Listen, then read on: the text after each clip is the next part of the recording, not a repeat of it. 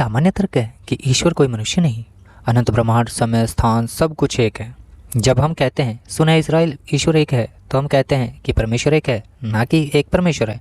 तो इस क्लिप में मैं इस जेंटलमैन से बात कर रहा था जो यह बहुत ही सम्मान के साथ धार्मिक यहूदी वाशिंगटन स्क्वायर पार्क में ईसाई मूर्ति पूजा पर बात कर रहा था, जो कहता था कि हम एक परमेश्वर पर विश्वास करते हैं कि परमेश्वर कोई मनुष्य नहीं है, वह एकता है, सब अनंत समय स्थान सब परमेश्वर में एक हैं। वास्तव में यह मेरे लिए नया लग रहा था जब मैंने यह सुना। हाँ, पर यह पारंपरिक यहूदी मत भी नहीं है। चलो देखते हैं। सबसे पहले एक कहाँ मिलता है? यह उत्पत्ति पहला अध्याय है। आपके पास रात और सवेर है, तुम्हारे पास शाम और सुबह है, मतलब एक दिन। तो एक दिन में सुबह और शाम शामिल हैं एक दिन के लिए। दूसरी बार इस्तेमाल हुआ उत्पत्ति 2:24 में कि पुरुष और स्त्री एक होंगे, एक तन होंगे और बसर करेंगे, जो दिलचस्प है। पहली 2 बार एक बाइबल में इस्तेमाल हुआ शाम और सुबह एक के रूप में, और फिर पुरुष और स्त्री एक के रूप में।